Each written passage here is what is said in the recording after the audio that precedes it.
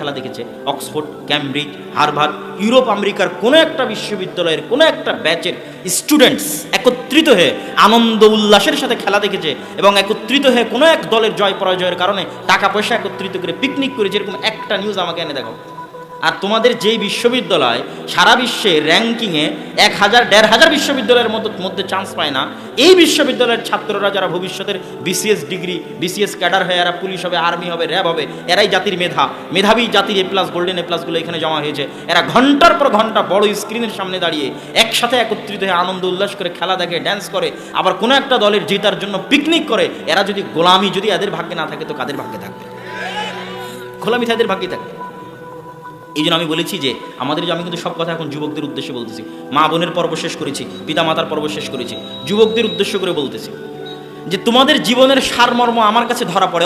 অসংখ্য যুবক যাদের লাইফ ইজিক্যাল টু মানে সমান সমান, যাদের গোটা জীবন সমান সমান, কি আমি বলে দিই, এরকম অসংখ্য যুবক আছে। তুমি মরার আজকে যদি আমার এই বক্তব্য শোনো, আবার মরার পরে যদি কোনোদিন আমার এই বক্তব্যের কথা মনে পড়ে, তাহলে মিলিয়ে দেখবা যে আমার বক্তব্যের সাথে তোমার লাইফের সামারি মিলে কিনা, তোমার লাইফের সারমর্ম মিলে কিনা।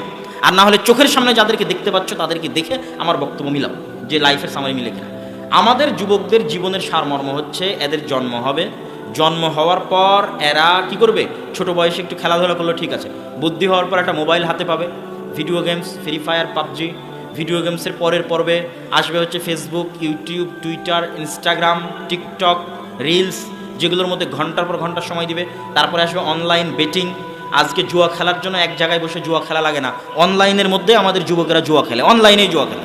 প্রতিটা বলে বলে ছক্কা হবে না, বলে বলে ফোর হবে না, আউট হবে, তারপরে গোল কয়টা হবে, কে জিতবে, তারপর অনলাইনেই শত শত যুবক জুয়া খেলে।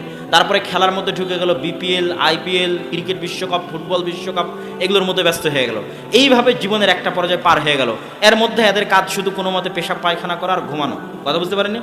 এবার এইভাবে জীবনের একটা পর্যায়ে যখন চলে আসবে, হঠাৎ দেখতে দেখতে দিন পার হয়ে গেছে, বিয়ে শাদী হয়ে গেছে, কি করবে, কাজ নাই তো কি করবে, একটা ভিসা লাগিয়ে চলে গেছে প্রবাসে গিয়ে টয়লেট পরিষ্কার করে সে টাকা ইনকাম করছে। অথবা আর কি করবে, কাজ নাই চলে গেছে ঢাকাতে গিয়ে কোনো এক জায়গায় দেখা যাচ্ছে পদ্মা সেতু ইঞ্জিনিয়ারিং করেছে চায়নারা, আর এই আজীবন খেলা দেখে সময় নষ্ট করে জুয়া খেলে গেছে ওই পদ্মা ব্রিজে লেবারি করতে করতে কখন পাইলের মধ্যে পড়ে গেছে, তো পাইলের মধ্যে ওর বডি রেখেই ঢালাই চালিয়ে দিয়েছে। এটা হলো ওর দাম, লাইফের সামারি। তাহলে আমাদের মূল্যটা কোথায় আর আমাদের যুবকেরা কোথায় গিয়ে দাঁড়াবে শেষ পর্যায়ে, সেটা আমি আপনাকে বলে দিলাম যে এই যুবকগুলোর শেষটা গিয়ে কোথায় হবে। হয় প্রবাসে গিয়ে লেবারি খাটবে, প্রবাসে গিয়ে সে যদি যোগ্যতা বিক্রি করত তাহলে আমি বলতাম যে প্রবাস আমাদের যাবতীয়